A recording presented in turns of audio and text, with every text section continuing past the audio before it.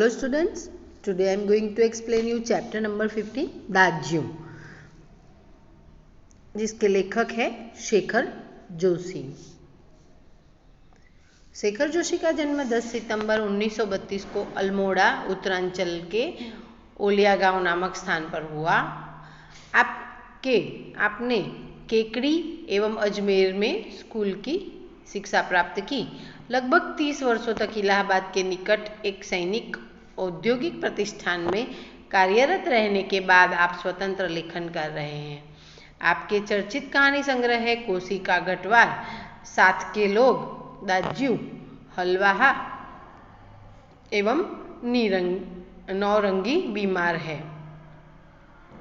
आपकी आदमी और कीड़े कहानी को 1955 में धर्मयुग द्वारा आयोजित कहानी प्रतियोगिता में प्रथम पुरस्कार प्रदान किया गया। नई कहानी आंदोलन के चर्चित कथाकार महावीर प्रसाद द्विवेदी पुरस्कार और पहल सम्मान से सम्मानित। दाज्यू कहानी पर चिल्ड्रन फिल्म सोसाइटी द्वारा फिल्म का निर्माण। दाज्यू कहानी बाल श्रमिक पर लिखी गई कहानी है। मदन एक पहाड़ी बालक है जो पेट की आग बुझाने के लिए शहर में आकर एक होटल में काम करता है।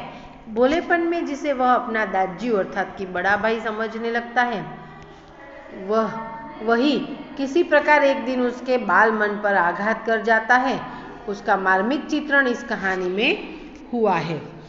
तो जैसे कि हमने पढ़ा, दाज्यू मतलब बड़ा भाई। यहाँ पर मोहन नाम का एक लड़का है। हमारे लेखक को देखकर उसे अपने बड़े भाई की याद आती है, क्योंकि वो घर से बहुत दूर मजदूरी करने के लिए बाहर आया हुआ है और किसी अपने को न पाकर उससे लेखक में अपना बड़ा भाई दिखाई देता है। तो आगे की कहानी हम पाठ में सुनेंगे।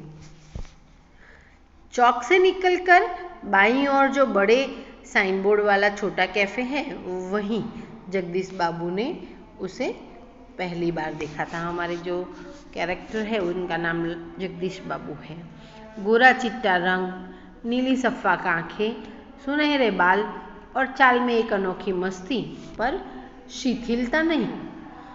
मतलब ये जो है वर्णन, गोरा चिट्टा रंग, नीली सफ़ाक आंखें, सुनहरे बाल और चाल में एक अनोखी मस्ती, पर शिथिलता नहीं, ये सारे लक्षण मोहन के बारे में ये सारी बातें हमें बताई गई है। कमल के पत्ते पर फिसलती हुई पानी की बूंद की सी फुर्ती, मतलब वो बहुत ही फुर्तीला है। आंखों की चंचलता देखकर उसकी उम्र का अनुमान केवल 9-10 वर्ष को ही लगाया जा सकता था। मतलब वो एक 9 या 10 साल का छोटा सा बालक है और शायद यही उम्र उसकी रही होगी। अर्ध जली सिगरेट का एक लंबा कश खींचते हुए जब जगदीश बाबू ने कैफे में प्रवेश किया तो वह एक मेज पर से प्लेटें उठा रहा था। जब हमारे जो नायक है जगदीश बाबू जब उसके कैफे में घुसे तब वो एक टेबल से प्लेट उठा रहा था और जब वे पास ही कोने की टेबल पर बैठे तो वह सामने था। मतलब उनके सामने आ गया, मानो घंटों से उनकी उस स्थान पर आने वाले व्यक्ति की प्रतीक्षा कर रहा हो। वह कुछ बोला नहीं, हाँ नम्रता प्रदर्शन के लिए थोड़ा झुका और मुस्कुराया भर था, पर उसके इसी मौन में जैसे सारा मीनू समाहित था। मतलब वो कुछ बोला नहीं, पर उसने नम्रता के लिए थोड़ा सा सर झुकाया, पर उसकी इस चुप्पी में ही सारा मीनू मतलब होटल में क्या चीज़ें मिलती है उसका एक लिस्ट समाहित था। सिंगल चाय का ऑर्डर पाने पर वह एक बार पुनः मुस्कुरा कर चल दिया और पलक झपकते ही चाय हाजिर थी। जब जगदीश बाबू ने एक सिंगल चाय का ऑर्डर दिया तो वो तुरंत गया और तुरंत चाय लेकर आ गया। मनुष्य की भावनाएं बड़ी विचित्र होती हैं। निर्जन एकांत स्थान में निस्संग होने पर भी कभी कभी आदमी एकांकी का अनुभव नहीं करता। लगता है इस एकांकीपन में भी सब कुछ कितना निकट है और कितना अपना है। लेखक कहते हैं कि कभी कभी दुनिया में इंसान अकेला होता है, परंतु उन निर्जीव चीज़ों से उसका इतना लगाव हो जाता है कि उसे अकेलेपन में भी अकेले होने का एहसास नहीं होता। सब कुछ उसे अपना लगता है। परंतु इसके विपरीत कभी कभी सैकड़ों नर नारियों के बीच जनरवमय वातावरण में रहकर भी सूनेपन की अनुभूति होती है। और इससे उल्टा अगर मनुष्य का मन सही नहीं है तो उसे भीड़ भाड़ वाली जगह पर भी अकेलापन महसूस होता है। जो कुछ है वह पराया है, कितना अपनत्वहीन है। पर यह अकारण ही नहीं होता। इस एकांकीपन की अनुभूति, इस अलगाव की जड़ें होती है बिछोह या विरक्ति की किसी कथा के मूल में। जगदीश बाबू दूर देश से आए हैं, अकेले हैं। चौक की चहल पहल, कैफे के शोरगुल में इन्हें लगता है कि यह सब कुछ अपनत्वहीन है, क्योंकि जगदीश बाबू दूसरे देश से आए हैं और यहाँ की हलचल, यहाँ के घूमने फिरने वाले लोग उन्हें जानते नहीं हैं, पहचानते नहीं हैं। वो अभी इस शहर में बिल्कुल ही नए हैं, इसीलिए उन्हें ऐसा लगता है कि ये सारी चीज़ें अपनत्वहीन है, मतलब उनसे बिल्कुल पराई है। शायद कुछ दिनों रहकर अभ्यस्त हो जाने पर इन्हें इस वातावरण में अपनेपन की अनुभूति होने लगे। पर आज तो लगता है यह अपना नहीं, अपनेपन की सीमा से दूर कितना दूर है। और जब उन्हें अनायास ही याद आने लगते हैं अपने गांव पड़ोस के आदमी, स्कूल कॉलेज के छोकरे, अपने निकट शहर के कैफ़े और होटल, ये सब चीज़ें देखकर धीरे धीरे उन्हें अपने शहर की याद आने लगती है, अपने दोस्त याद आने लगते हैं, अपना वातावरण याद आने लगता है। तब खोए हुए जगदीश बाबू के सामने चाय साहब ऐसी आवाज़ आती है। जगदीश बाबू ने राखदानी में सिगरेट झाड़ी। उन्हें लगा इन शब्दों की ध्वनि में वही कुछ है जिसकी रिक्तता उन्हें अनुभव हो रही है, और उन्होंने अपनी शंका का समाधान कर लिया। मतलब उस लड़के की आवाज़ में उन्हें ऐसा लगा कि जिन चीज़ों को वो याद कर रहे हैं, जिन चीज़ों की कमी उन्हें महसूस होती है, इस आवाज़ में वो कमी पूरी कर दी है। तो उन्होंने अपनी शंका, मतलब कि वो लड़का उन्हें अपने गांव का ही लगा, तो उन्होंने अपनी शंका के समाधान के लिए उसे पूछा, क्या नाम है तुम्हारा? मदन। अच्छा मदन, तुम कहाँ के रहने वाले हो? पहाड़ का हूँ बाबूजी। पहाड़ तो सैकड़ों है, आबू, दार्जिलिंग, मसूरी, शिमला, अल्मोड़ा। तुम्हारा गांव किस पहाड़ में? लेखक इस प्रकार मोहन से बातें कर रहे हैं और पूछते हैं कि तुम्हारा गांव किस पहाड़ में है। तब इस बार शायद उसे पहाड़ और जिले का भेद मालूम हो गया। मुस्कुराकर बोला, अल्मोड़ा साहब, अल्मोड़ा। अल्मोड़ा में कौन सा गांव है? विशेष जानने की गरज से जगदीश बाबू ने पूछा। इस प्रश्न ने उसे संकोच में डाल दिया।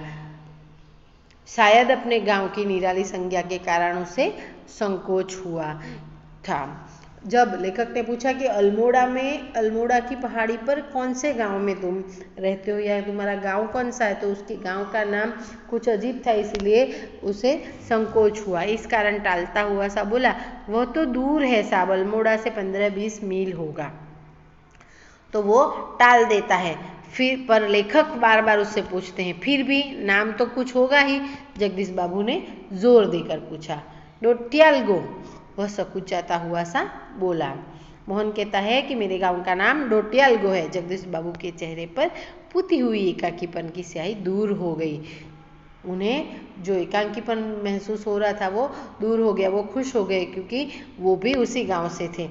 और जब उन्होंने मुस्कुराकर मदन को बताया कि वे भी उसके निकटवर्ती गांव के रहने वाले हैं, तो लगा जैसे प्रसन्नता के कारण भी मदन के हाथ से ट्रे गिर पड़ी। जब जगदीश बाबू ने कहा वो भी उनके गांव के आसपास ही रहने वाले हैं, तब वो भी बहुत ही ज़्यादा खुश हो गया। उसके मुंह से शब्द निकलना चाहकर भी निकल न सके। खोया खोया सा वह अपने अतीत को फिर लौट लौट कर देखने का प्रयत्न कर रहा हो। मतलब उसे भी अपने घर के लोग, अपने भाई बहन याद आने लगे। अतीत, गांव, ऊंची पहाड़ियाँ, नदी, ईजा मतलब पहाड़ी भाषा में माँ को ईजा कहा जाता है। बाबा, दीदी, बुली मतलब छोटी बहन, और दाज्यू मतलब कि बड़ा भाई। ये सारी चीज़ें मोहन को याद आती हैं, मदन को याद आती हैं। मदन को जगदीश बाबू के रूप में किसी की छाया निकट जान पड़ी। तो जगदीश बाबू को जब देखा तब मदन को कोई अपना सा उसमें दिखाई दिया। ईजा मतलब अपनी माँ की छवि जान पड़ी, नहीं। बाबा मतलब उसके पिता की, तो नहीं। दीदी और भूली कौन सी छवि उसे जान पड़ी, तो दाज्यू। हाँ दाज्यू, दाज्यू मतलब उसके बड़े भाई। उसमें जगदीश बाबू में उन्हें अपने बड़े भाई की छवि जान पड़ी। 2-4 ही दिनों में मदन और जगदीश बाबू के बीच अजनबीपन की खाई दूर हो गई। मतलब वो अब एक दूसरे से बहुत ही ज़्यादा करीबी बन गए। टेबल पर बैठते ही मदन का स्वर सुनाई देता, दाज्यू जहिन्न मीन्स दाज्यू आज तो ठंड बहुत है। दाज्यू क्या यहाँ भी ह्यू मतलब कि हिम पड़ेगा, मतलब यहाँ पर भी बर्फ पड़ेगी। मतलब जब भी जगदीश बाबू कैफे में आते तो दोनों एक दूसरे से इतना अपनापन जताते, इतने अच्छे से बातें करते। दाज्यू आपने तो कल बहुत थोड़ा खाना खाया। तभी किसी और से बॉय की आवाज़ पड़ती और मदन उस आवाज़ को प्रतिध्वनि के पहुंचने से पहले भी वहां पहुंच जाता। मतलब इस तरह से जब वो कैफ़े में बात करता और अगर वो और कोई कस्टमर आकर उसे बॉय ऐसा बुलाता तो वो तुरंत वहां पर पहुंच जाता। ऑर्डर लेकर फिर जाते जाते जगदीश बाबू से पूछता, दाज्यू कोई चीज़। मतलब जगदीश बाबू की वो बहुत ही इज्जत करता, उनका बहुत ख्याल रखता और उनसे पूछता कि और कोई चीज़ लाऊं, पानी लाओ। लाया दाज्यू शब्द को उतनी ही आतुरता और लगन से दोहराता जितनी आतुरता से बहुत दिनों के बाद मिलने पर भी माँ अपने बेटे को चूमती है। मतलब वो बहुत ही प्यार से उनके सभी आदेशों का पालन करता। कुछ दिनों बाद जगदीश बाबू का एकांकीपन दूर हो गया। उन्हें अब चौक कैफे ही नहीं सारा शहर अपनेपन के रंग में रंगा हुआ सा लगने लगा। परंतु अब उन्हें यह बार बार दाज्यू कहलाना अच्छा नहीं लगता और यह मदन था कि दूसरी टेबल से भी दाज्यू। मतलब अब जगदीश बाबू इस शहर में काफ़ी दिन बिताने के बाद, बहुत सारी जान पहचान होने के बाद अब उन्हें मदन जो कि एक कैफ़े बॉय था उसका दाज्यू कहलाना मतलब कि बड़े भाई कहलाना उन्हें अच्छा नहीं लगता था। और मदन जो था इस भाव से, लेखक के इस भाव से, जगदीश बाबू की इस भावना से बिल्कुल अपरिचित उन्हें उसे दाज्यू कहकर बुलाता और उसे उसमें अपनापन महसूस होता था और दूसरे टेबल से भी वो उन्हें दाज्यू दाज्यू कहकर पुकारता था। मदन इधर आओ।